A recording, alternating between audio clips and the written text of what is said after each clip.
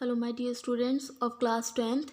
Here I am with a new topic from your grammar portion, letter writing. Students, you know very well that it is a very important topic for your board exams. ठीक है, ये आपके board exam में 8 marks का आता है और इसको आपको अगर एक बार समझ लेंगे तो आपको कभी भी लिखने में कोई प्रॉब्लम नहीं होगी. बट सो मैनी टाइम ये देखा गया है कि बहुत सारे स्टूडेंट्स जो हैं इसे लिखने में मिस्टेक करते हैं. Okay, so now I am telling you how many types of letters we have and what is the format for the letters and what are the important lines which we can use in the letter writing. Okay students, so let's get started. First of all, we have 4 types of letter which we usually write. First one for the inquiry letter, that is called inquiry letter. The second one is complaint or replacement letter, and third one is placing order, and fourth one is letter to editor.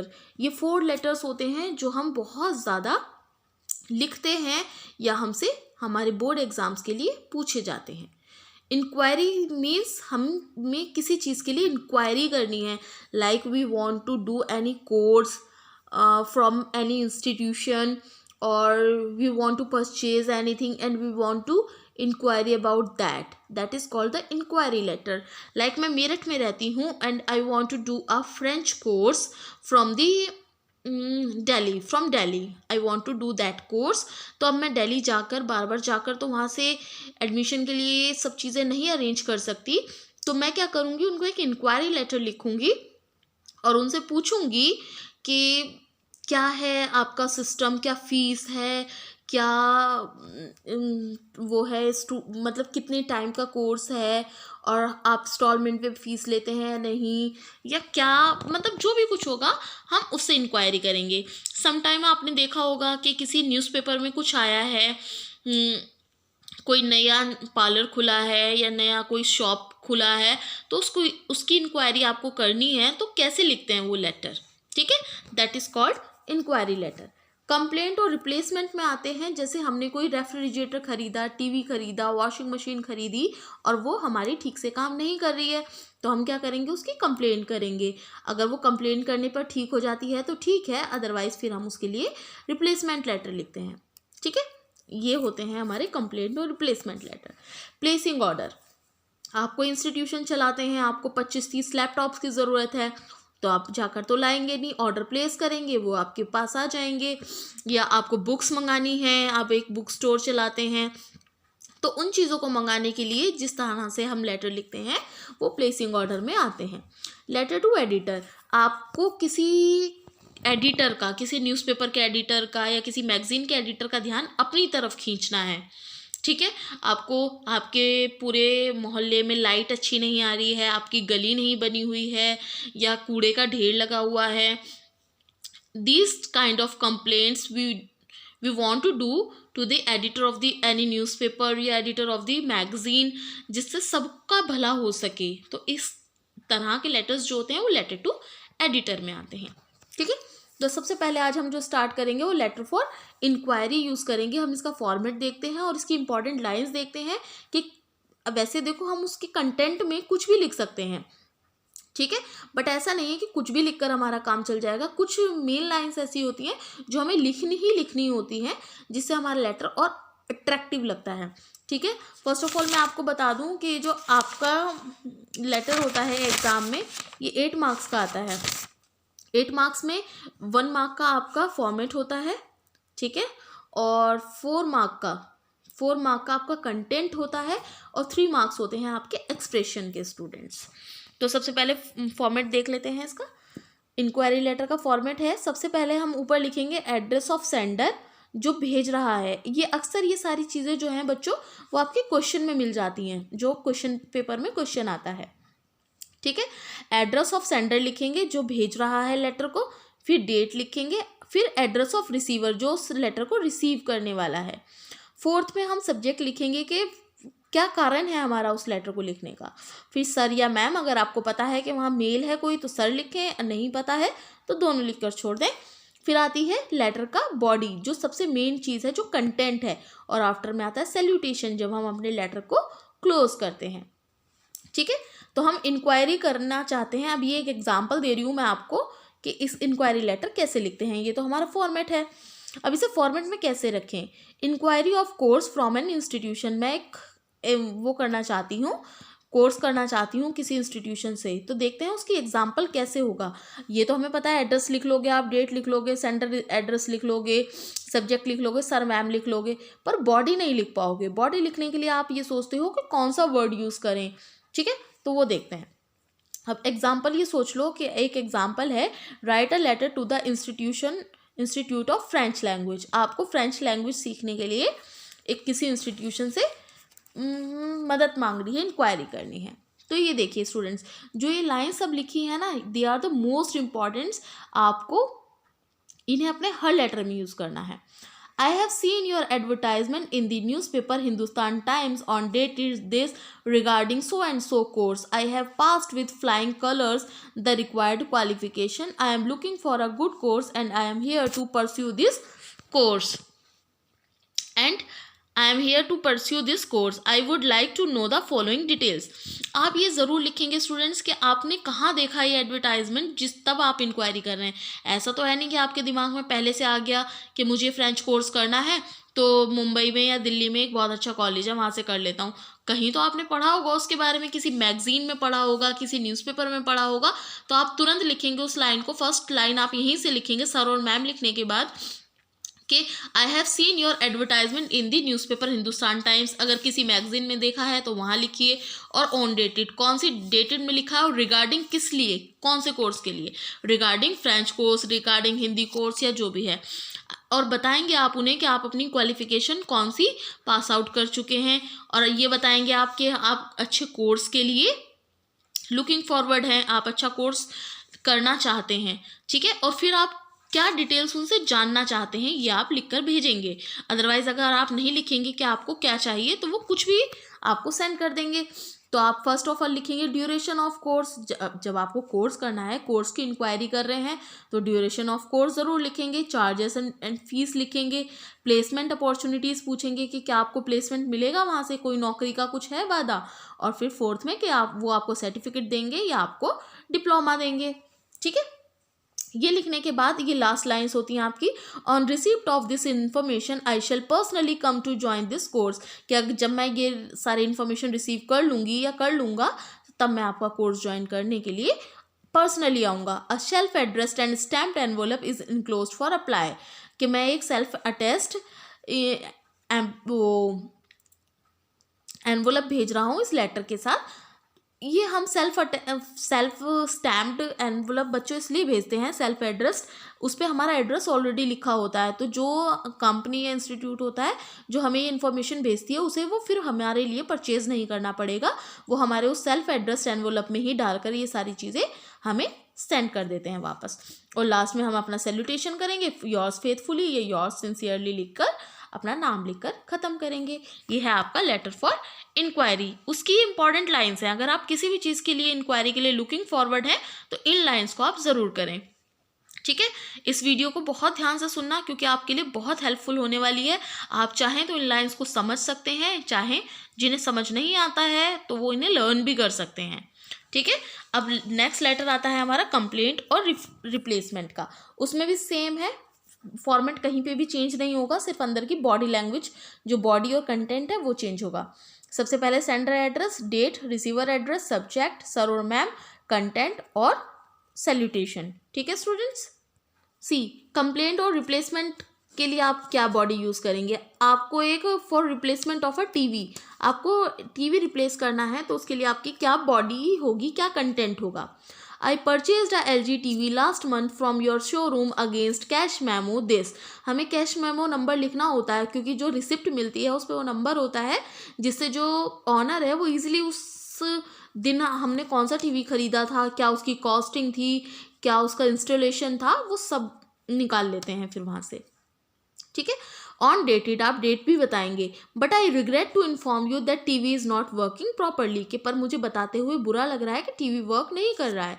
I am experiencing problem such as the sound is not clear, pics colour is not good etcetera, कि मैं इस आप problem भी लिखेंगे कि आपको क्या problem हो रही है। ये तो टीवी है तो उसमें क्या हो रहा है कि आवाज़ क्लियर नहीं आ रही है, कलर ठीक नहीं आ रहे। अगर वॉशिंग मशीन है तो आप लिख सकते हैं कि drawing system is not properly working, very noiseful, whatever, है ना। जो भी चीज़ आपको रिप्लेस करनी है उसकी आप पूरी प्रॉब्लम लिखेंगे, ठीक है।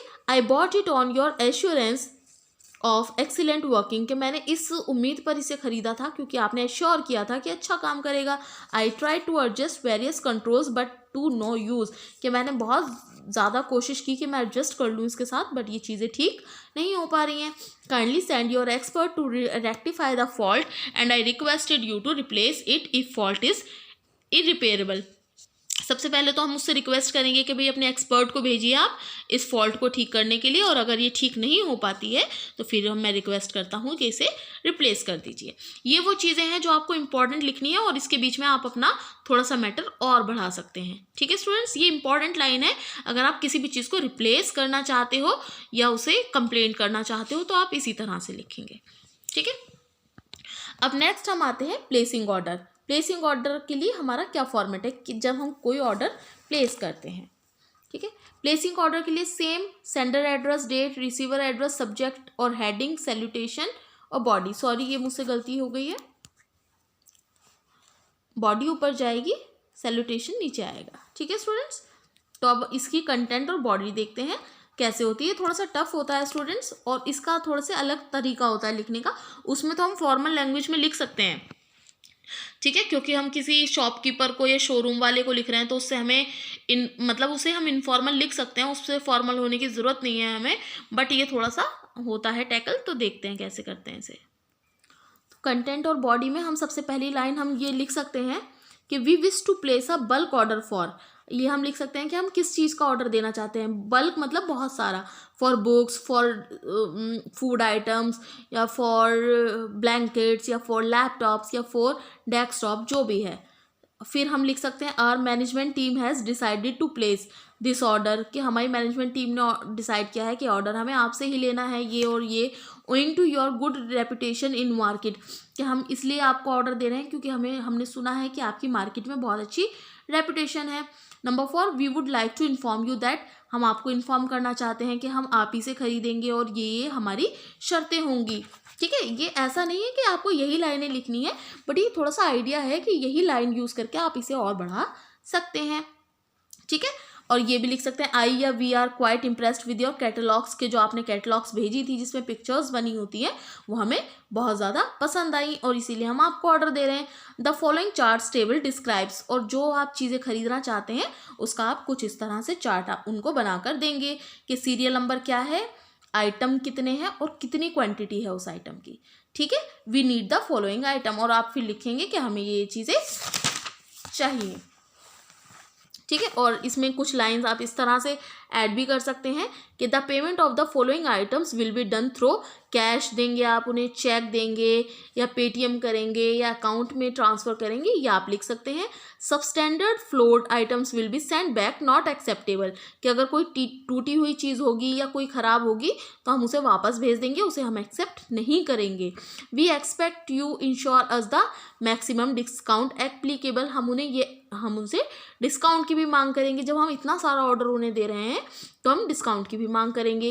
Please ensure the order reaches with in 2 days, 3 days, 5 days, 1 week, और हम उनसे इंश्योरेंस भी लेंगे कि हमारा इंश्योर भी करेंगे कि वो सामान हमारा कितने दिन में हमारे पास आ जाएगा। स्टूडेंट्स ये चीज़ें आपको बहुत हेल्प करने वाली हैं। आप हमेशा ये सोचते हैं कि ये लेटर आएगा तो हम इसमें कैसी लैंग्वेज लिखेंगे। मैंने आपको बता दिया गिनती के 4 लेटर होते हैं, for the enquiry, for complaint and replacement, for placing order और या लेटर टू एडिटर। और सब चारों के लिए मैंने लाइंस बता दी हैं, आप इन्हें अच्छे से लर्न कर सकते हैं और इन्हीं लाइंस को यूज़ करके आप अपना पूरा लेटर ख़त्म कर सकते हैं, आपको कोई प्रॉब्लम नहीं होगी, ठीक है। लास्ट है आपका letter to editor. Letter to editor का मतलब होता है we write it about a general issue for highlighting it. हम ये जर्नल इशू के लिए लिखते हैं जिस इशू को हम हाईलाइट करना चाहते हैं। We write it to the newspaper editor for our society street and for our general problems. इसे हम किसी न्यूज़पेपर एडिटर को या मैगजीन एडिटर को लिखते हैं अपनी सोसाइटी के लिए, अपनी गली के लिए, या कोई मेजर इशू होता है तब हम इसे लिखते हैं। फॉर्मेट बिल्कुल सेम है, sender address, date, receiver address, subject, salutation और बॉडी एंड कंटेंट। सॉरी ये भी मैंने उल्टा लिख दिया है, बॉडी और कंटेंट पहले आएगा, सैल्यूटेशन बाद में आएगा। ठीक है, थोड़ा सा ध्यान रखिएगा इन चीज़ों का, हो जाती है कभी कभी मिस्टेक। अब इसकी बॉडी आप कैसे लिखेंगे? I am writing to you in order to highlight. आप कौन सा टॉपिक हाईलाइट करना चाहते हैं? ठीक है, the problem of electricity in our street, या problem of garbage in our city, या बार्किंग डॉग, वॉटेवर, जो भी आप जिस चीज़ को आप हाईलाइट करना चाहते हैं वो लिखेंगे। Through the column of your esteemed newspaper, newspaper का नाम लिखेंगे, या through the column of your esteemed magazine, जो भी आप जहाँ जिसके लिए भी लिख रहे हैं उसका नाम लिखेंगे। I am writing this letter in order to draw your attention, कि मैं आपकी अटेंशन चाहती हूँ किस काम के लिए, उस काम को आप फिर से लिखेंगे कि आप उनकी अटेंशन क्यों चाहते हैं। The residents face many problems, आप बताएंगे कि कौन कौन सी प्रॉब्लम आपकी जो आप जहाँ रह रहे हो वो फेस कर रहे हो आप। Various complaint have been filed, आप ये भी बताएंगे फाइल्ड, कि आपने कितनी कंप्लेंट आप फाइल्ड ऑलरेडी कर चुके हो। द मेन रीज़न, क्या है मेन रीज़न आपका ये लिखने का। The most annoying thing is, सबसे ज़्यादा अनोइंग थिंग क्या है, किस चीज़ से आप सबसे ज़्यादा वहाँ परेशान हो रहे हो। I believe that your newspaper will be helpful, आप फिर बाद में लिखेंगे कि हाँ हम जानते हैं कि आपका जो न्यूज़पेपर है, आपकी मैगजीन है, वो हमारे लिए हेल्पफुल होंगे। Solution should be there but only in 2 और 3 लाइन्स। देखो स्टूडेंट्स, आपको अगर कोई प्रॉब्लम है तो ज़रूर उसका सॉल्यूशन भी आपके पास होगा, बट सॉल्यूशन ऐसा होता है कि कभी कभी आप उसे खुद नहीं कर सकते हो।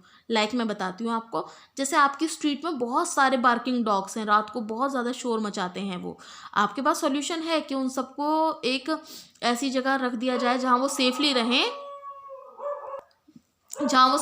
उन्हें टाइम पे फूड मिल सके या उनकी देखभाल हो सके, पर वो गली में किसी को हार्म ना करें।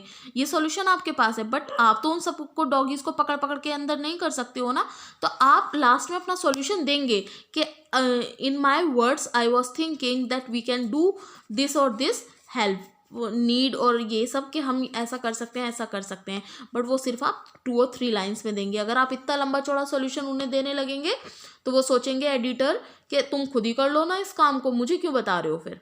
ठीक है, तो आप अपना सॉल्यूशन देंगे कि हम ये ऐसा कर सकते हैं, बाकी आप लोग देख लीजिए, यू आर द सीनियर। और एंडिंग करेंगे इस लेटर की हम इस तरह से, I requested you to highlight this issue, कि मैं रिक्वेस्ट करता हूँ कि इस इशू को आप हाईलाइट करें और इसे ख़त्म करने की कोशिश करें। I hope this issue will be brought in to light, कि मैं आशा करती हूँ कि ये जो इशू है वो लाइट में आएगा, यानी कि सब लोग इसे जान पाएंगे। I expect letter to find the suitable space in your newspaper, कि और मुझे पता है जो मैंने आपको लेटर लिखा है वो आपके न्यूज़पेपर में जगह पाएगा, उसे 10 तरह के लोग पढ़ेंगे और जो हमारी प्रॉब्लम है उसका सॉल्यूशन कर पाएंगे। ठीक है स्टूडेंट्स, आई होप आपको ये वीडियो बहुत हेल्पफुल लगेगी, क्योंकि हमेशा आप लेटर्स में कंफ्यूज रहते हैं कि उसके कंटेंट में क्या लिखें, उसकी बॉडी में क्या लिखें, तो अब आपको कंटेंट मिल गया है, बहुत अच्छे से आप इसे कर पाएंगे। ठीक है, thank you so much, take care and bye bye.